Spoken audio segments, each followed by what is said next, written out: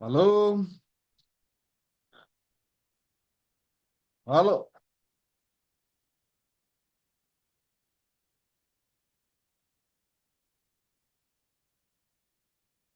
Hello?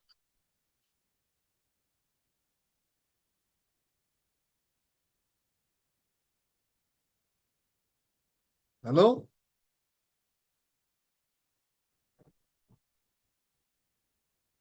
Hello? Hello, City, can you hear me?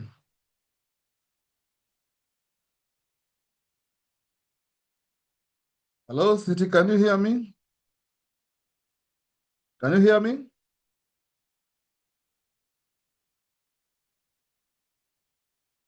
Can you hear me, City? Hello, can you hear me? Unmute. You're muted.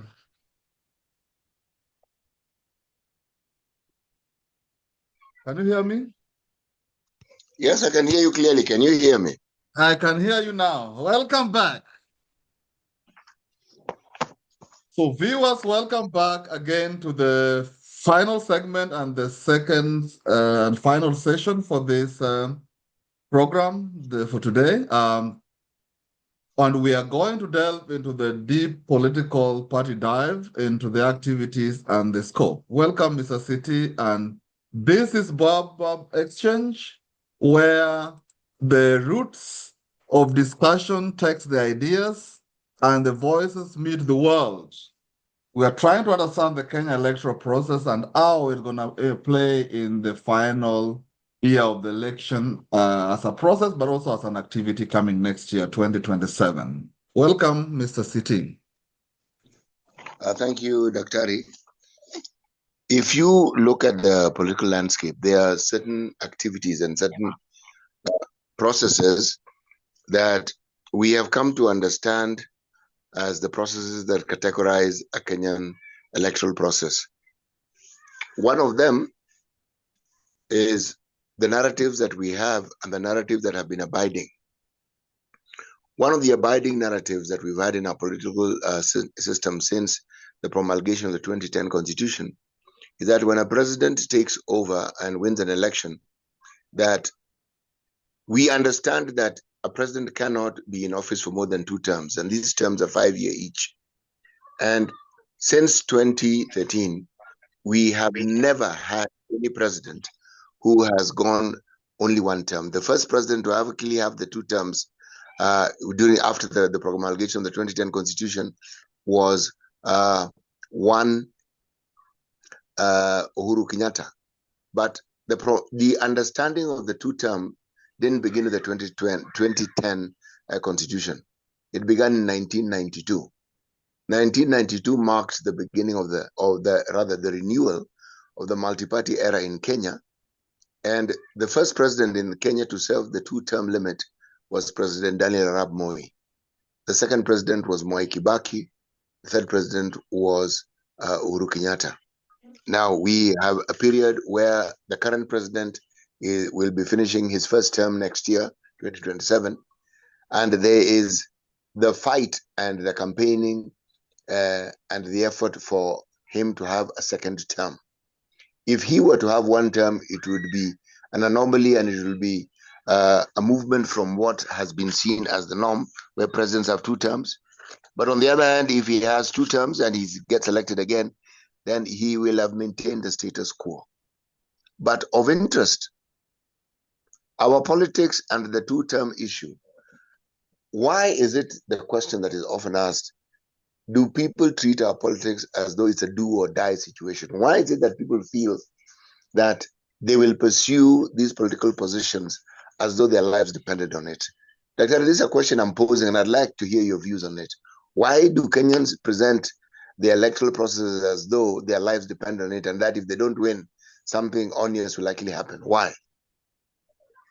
Actually, thanks for asking that. But I mean, the practical aspect, Mr. City, is that, for the political class, look at the politics as a job. They look at politics as a means of livelihood, not as a means for servicehood. or for servanthood, for that matter. So it's a do and die because it's the politics is a politics of they look at it as a part of livelihood to understand that when you lose it, then technically you've lost a job. I don't know, maybe in the future, politics might be changed not to be a full-time job in terms of the politicians. Because you look at some of the leaders, some never did any other job apart from being politicians, you know? And I think if you're going to make politics a full-time job, for example, then it must come with a full-time commitment and full-time framework in terms of assessment and appraisal of performance. I think that is a very critical element that I think the citizenry must begin to take stock of. In other jurisdictions, like in the US, some of the positions of electioneering positions are seen to be volunteer positions. They are not seen as full-time jobs, and where they're full-time jobs, the package is not as exemplary, it's not as attractive, that would warrant a do or die. So you might realize that those who venture into politics, for example, for some of the candidature of some positions, they don't go because they're going to make money. They're going to give service to the humanity. And I think that is very, very critical. That is a distinction that is also very, very critical. The politics as practiced in Kenya, for example, politics is seen as an avenue for amassing wealth, is seen as an avenue for, position of authority, and also is seen as an avenue for less accountability, So I think those are dynamics that I think with time will have to be rethought or be looked into to sanitize the political environment. That is one. Number two, politics has become a do or die in the political, environment because of the sense of entitlement. Our politics has been, surrounded around personality, and it's either Mr. X or, you don't win. So all the candidates, all the participants rotates around individual as their source of being elected. So they shift their accountability from the electorates to the people who sponsor them. And some of this, and this ties to the party leadership that you said. So there are parties that if you ran in the past or in the future, there's a guarantee that you'll be elected, not because of you as a person, but because of the party. To understand that even if a chicken or a goat ran on that political party, they'll still be voted on, because of the political party as a name, as an entity. So I think those are some of the dynamics that I think must be looked into and must change with time to create more accountability and to create a more sanitized environment where leaders can also run on a platform of a calling, as opposed to a platform of livelihood and amassing of wealth. Over to you, Sitting. What you've said makes a great deal of sense, but what also puzzles me often is what is the reality of the understanding of the electorate about, one, their role as stated in the Constitution as being the sovereign, and how they relate that to the people they elect or the people to whom they delegate their power. Because the thing that also seems to be patently obvious about our electoral process is those who vote do not feel that they need to hold leaders to account. This is my observation. And either they do not know how to, or they do not want to, or the cultural understandings of leadership and how it is we relate to leadership has held many of our people captive, so that anyone whom they elect, so long as it's an authority figure, the understanding is that the authority figure cannot be questioned too loudly. The authority figure cannot be disagreed with too loudly. The authority figure cannot possibly be wrong all the time. And yet, when you look at some of the decisions that are made and the negative impact it has on the citizenry, then it tells you that the electoral political leadership are people who make some very colossal mistakes at the cost of the lives of the people who have elected them. And yet, somehow, holding leaders to account doesn't seem to be at the forefront of the thinking of most citizens. How do you explain this? You elect someone, you give them a position, they're supposed to act on your behalf, and they go and act on their own behalf, and you don't seem to be able to do anything about it. How do you explain such a phenomenon? Actually, this phenomenon reminds me of a wedding scenario. When you go to the wedding, we have the main, the bride and the bridegroom, but we also have flower girls, who actually are key participants on the wedding. But if you look at the behavior and the role of the flower girls, they do exactly what they've been told, all right? Now, back to the political scenario. One important thing, Brother City, is that we have what we call the instruments of power, all right? Whoever controls the instrument of power calls the process, controls the process.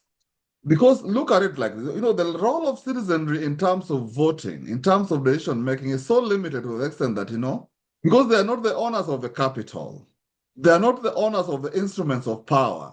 So you find that the political class, especially with the ones with the instruments of power, will use it as part of an intimidation or as part of the control, and also to a greater extent as a part of a strategy to disenfranchise. So, for example, if you are even a businessman who is running for a political position and you are not within the purview of the political class in a particular party that they want, they'll use the instruments of power to either curtail or intimidate or disenfranchise you so that you are technically impoverished.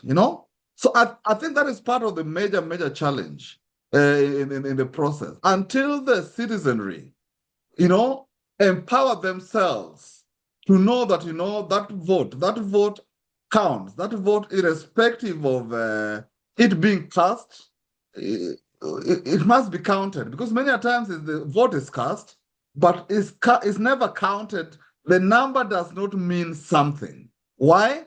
Because those who hold the instruments of power control the process and control the outcome. I think until we until we disengage, until we make things independent, where there's no financial affiliation, there's no appointment of the officers, where there's lack of then the political practice becomes a collaborative effort as opposed as control and dominance. That's how I look at it. So instruments of power is very, very critical as a tool that needs to be rationalized.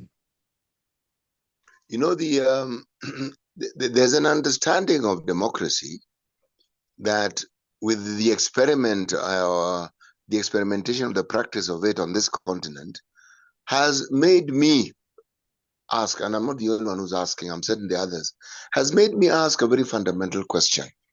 The Western form of democracy that we've practiced, is it something that really works for us? There are aspects of it that clearly work for us. And whenever people talk about democracies, they refer to the country that you live and work in. And they say, this is the most democratic country in the world. I actually disagree. It is not. If I look at the Nordic countries, the Scandinavian countries, and I look at their brand of democracy, I think it works for them. If I look at the sort of democracy that is practiced in Japan, it works. If I look at the sort of democracy that is practiced in South Korea, it works. But even more importantly, when I look at what the Chinese call their way of life as guided and led by the Chinese Communist Party, I see how it benefits the people of China. So the question that comes to my mind is it the format of democracy that we practice and the tenets we try to apply, which are predominantly Western values, are they part of our problem? Or is it that part of our problem is that we haven't quite embraced as a people the need for anybody seeking leadership to understand and to apply the principle of servitude, where you are a servant who is serving people and you look for a job in the political sphere when you are willing to serve people, because the rhetoric and the language they use is one of service. The practice is one of lordship. So there's a complete contradiction when you look at what is said and what is done. So, Brother City, you've made some, statement that has ignited my thought. And see, when you look at the cultural orientation of the Chinese and those communist nations, uh, you see, the fundamental dictum has been communal approach towards life, right? Yes. The concept of collectivity, has been so predominant to an extent that if you look at the capitalist way of thinking, is I. We are more capitalistic. Dictates I. I is more predominant than ours. And one thing that I think is very important to me that you reminded me is the concept of negotiated identity. The Chinese have negotiated their identity to the extent that you embrace their culture as part of working with them. You embrace their Yeah. culture as part of interacting with them, but also as part of permeating the societal interaction. You see, the Chinese are trying to have some dominance towards, I think probably also because of the population too, but you find that wherever they go, they are trying to create that uh, multiply effect in terms of population growth, in terms of dominance, and also in terms of capturing the lens of the societies they work in. Okay. Now, one of the major undoing about the African culture, we've always come to the table with a lot of inferiority complex. We don't embrace our culture as part of a negotiated identity. So many a times, remember even when the new dispensation of the, of the political, change came of the devolved system of governance, the majority of the units decided to go and benchmark into the Western world countries. And the worst thing about it is not even about the benchmarking per se. They went to benchmark not for purposes of learning, and from those systems, but they went to benchmark where they copied and pasted some of the operational framework of those societies without domesticating them to fit within the framework of the local, capital power of the institutions or the units that they're managing. So you find that, they borrow leave from developed systems, but they don't domesticate them to fit within the developing systems. It's like, it's like putting trying to put a transistor radio to derive power from a transformer. It will blow. So I think, our leadership have also done a lot of the service. We look at, for example, even now the mantra of the current, political party, which is the governing party, in Kenya, is talking about making Kenya to be a Singapore, right? Okay, Singapore is a good name. Singapore has its history of success, but at the same time, can we be ourselves? Can we run our own race? Can we try to create an element of self-confidence in our systems so that we begin to build the foundation of the self in us to actualize what we want to achieve? Set our goals, plan towards them, and meet those goals without necessarily deriving some identity of a foreign nation as part of the motivation. I know sometimes it's being said with a good intention, but when you look at it from the concept of what we are talking about, the negotiated identity, we are only as good as our own identity. We must create a niche of ourselves so that people can also benchmark with us as part of the success stories. We've done a lot. Look at the M-Pesa system. Globally, the M-Pesa system has been one of the major key highlights of a financial instrument of transaction globally that even the developed economies could not even fathom, how it was, invented and how it's been operationalized. But have we really celebrated it? I think we must be a country that begins to celebrate our own selves, our successes, and use our failures not from an apologetic kind of lens, but to build that foundation of even creating a better, environment, politically, socially, and economically. Over to you, Siti. If I look at the way Africans run their lives and the way in which we commune among ourselves and the communality within our communities, arguably you would say that a socialist system or a communist system resonates more with our culture. But if I look at the trends of the political movements within our country and the common threads that one sees, Every election since 1992 has had one characteristic that has stood out. Before it happens, you will not know what it is, but we've always had something sparking off a thought process that attracts a lot of people in the country, and we've called it a movement. Some people have called it a wave. We saw it in 1992. We saw it in 1997. And it was characterized, 1992 going to 1997, this was characterized by civil society, religious groups, individuals, politicians getting together, something that had never happened before in quite that same way. Prior to independence, it had happened.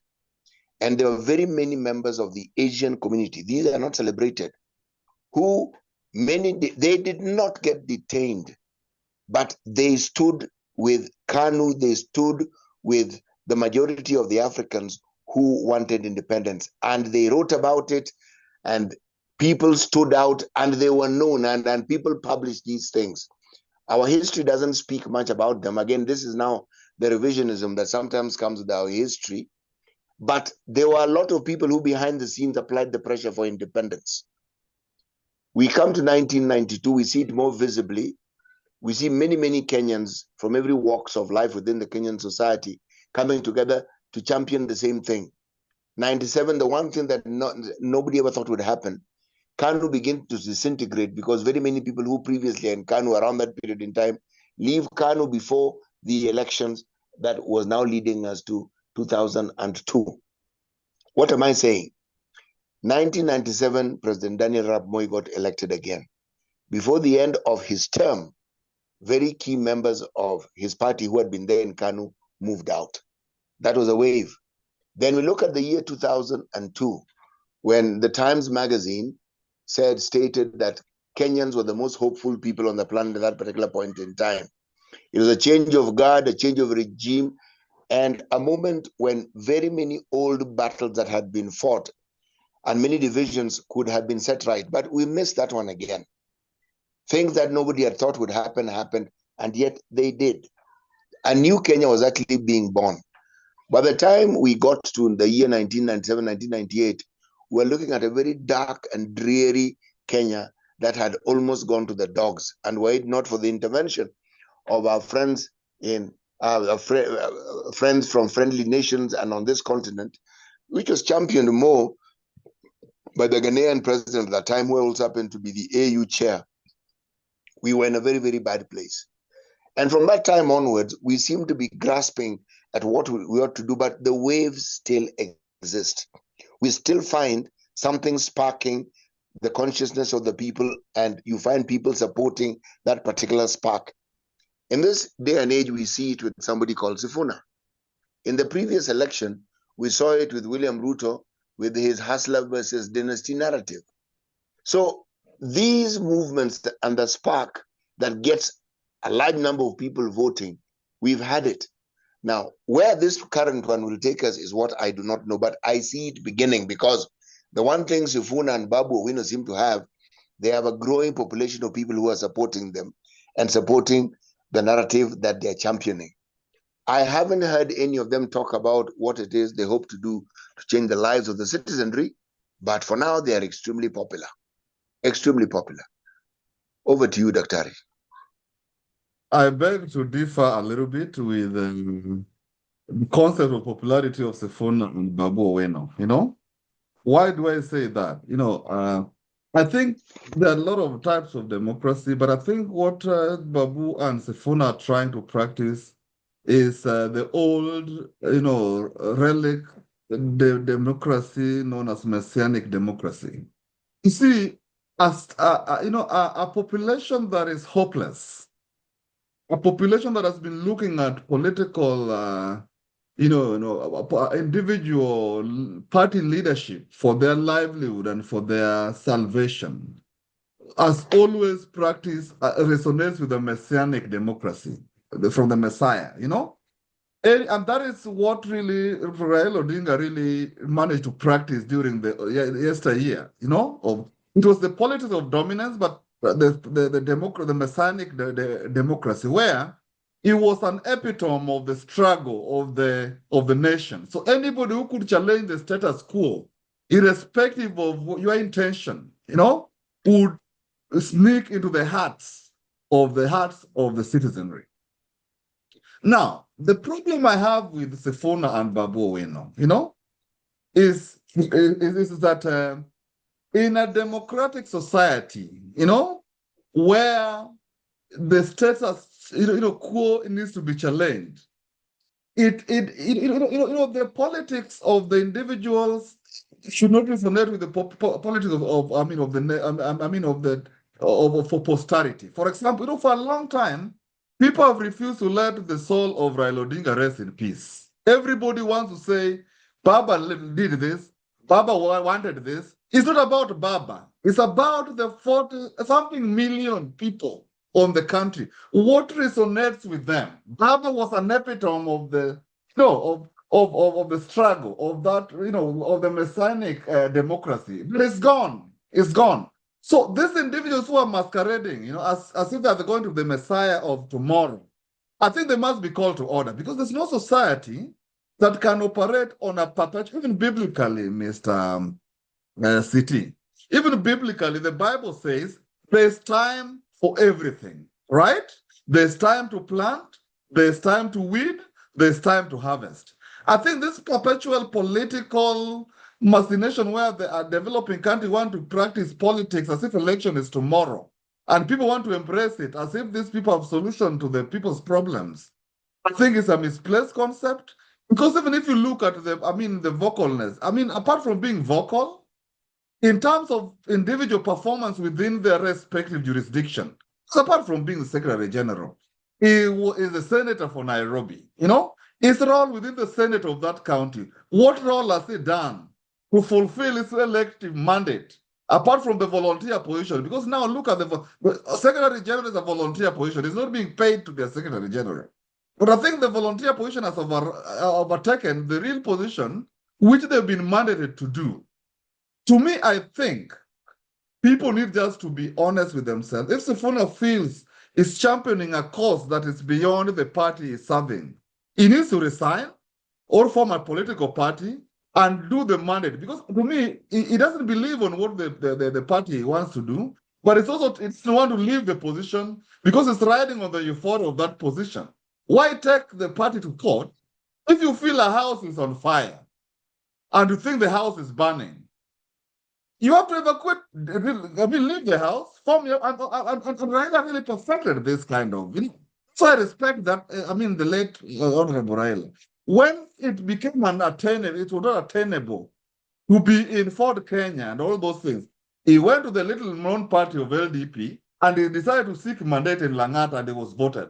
But these fellas who are running around, with crowds and all that, trying to, I think there seems to be a lot of noise in the city, which should not be, it's as if the election is next week, Parties need to organize their houses, leave the electorates around alone, bring their manifestos and ideas, wait for the election time, wait for the campaign time, which is declared, because even campaign cannot be on a perpetual. I think Kenya society is becoming a society where people just have bad behavior, because people are acting as if the election is tomorrow. But there are clear timelines of how active. So even the institutions that are charged with the management of election are just sitting back. IBC needs to give direction. When should the campaign start? When you campaign before the campaign time, look at the number of good hours being wasted, quality hours of work being wasted because people are trying to lender mashinani, some are lendering wananchi. Wananchi don't need to be lendered. They need to be at a place of work, deliver so that when time comes, they can showcase what they've achieved and how they want to achieve it. That's how I look at it, Mr. City. Is anybody forced to attend those rallies, Daktari? Yeah, they are forced because they are given money. People are hungry. They don't have money. They are being bought. Hmm?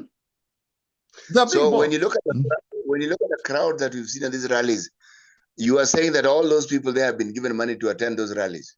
No, apart from money, Mr. City, attendance of rally the majority of people attending the rally are either people who are, who are hopeless because they need, their hopelessness, their hope resonates with individuals who are promising them heaven on earth.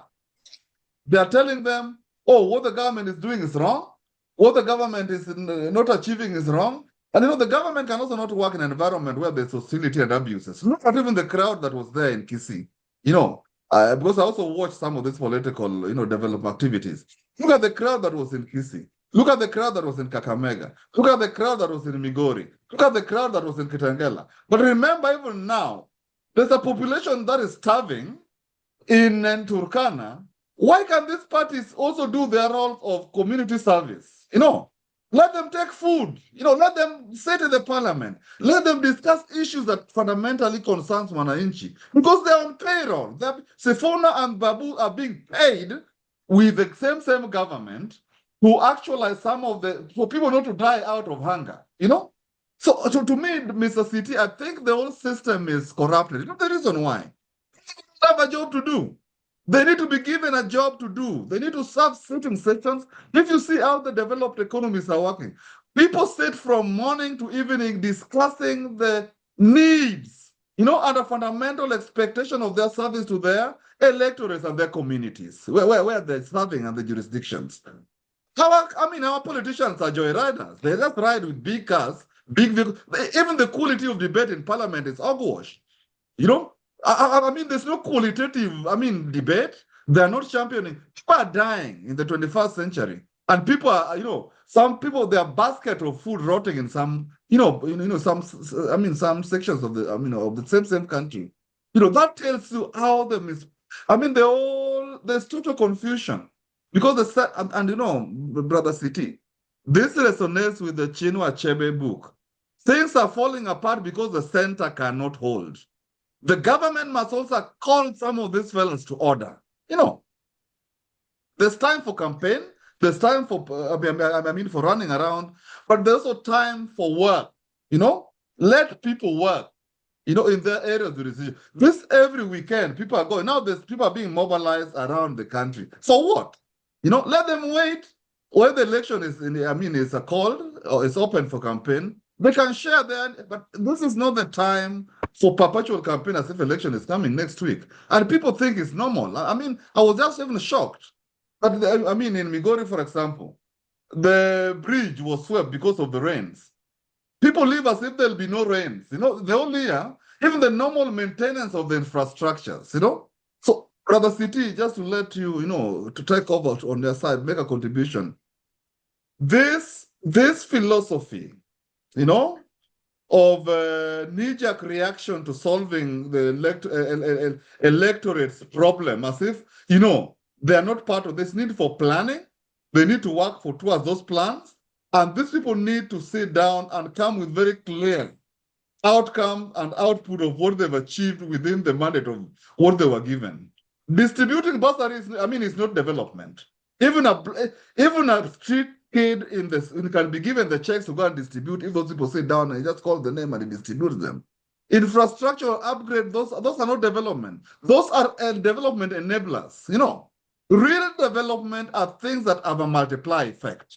But I think these people have been running around, enjoying the public money from the public coffers, which they're not accountable for, just talking about the enablers of things that they're giving that is not part of the core development, And it's a shame, Brother City. It's very shameful, what is going on perpetually every year. There must be electioneering contestation. There must be such kind of abuses. People are dying in rallies. People are doing messianic strategies of wanting to take leadership. It's all total confusion. Over to you. On that note, we are going to have to end our session, but on the understanding that we are going to continue next week and we're going to ask these fundamental questions. How do we actually hold leaders to account? How do we ensure that we live by the rule of law?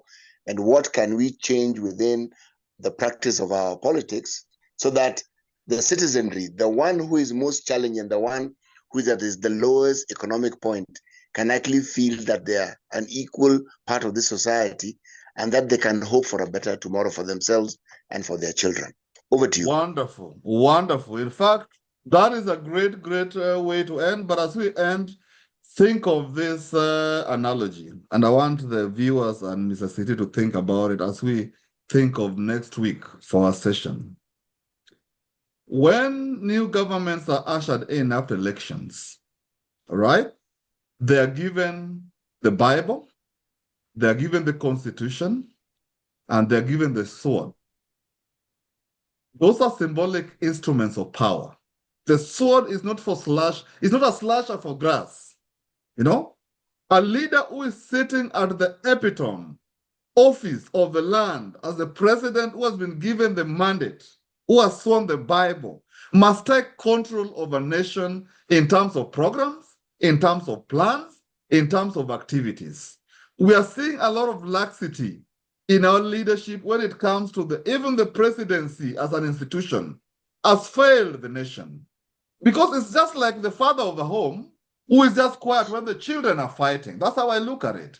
When parties are making noise, when parties are just squabbling, and not even leaders, not even party leaders, party junior officers, party functionaries are making noise on national issues, it means there's a gap, there's a problem.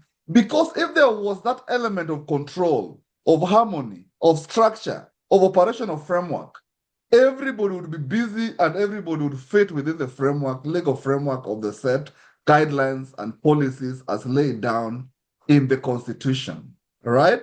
But because the center cannot hold, everybody wants to talk, everybody wants to shout, everybody wants to drive this car Kenya, everybody thinks they are entitled, in Kenya more than the other. I think this must come to a stop. And if they don't do this, we're going to have a very polarized 2027.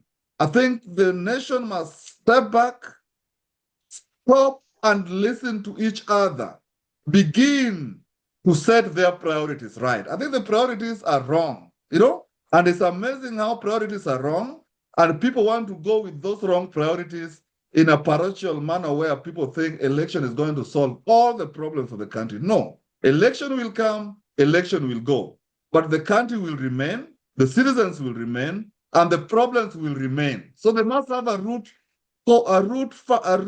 foundational construct of dealing with the population problem.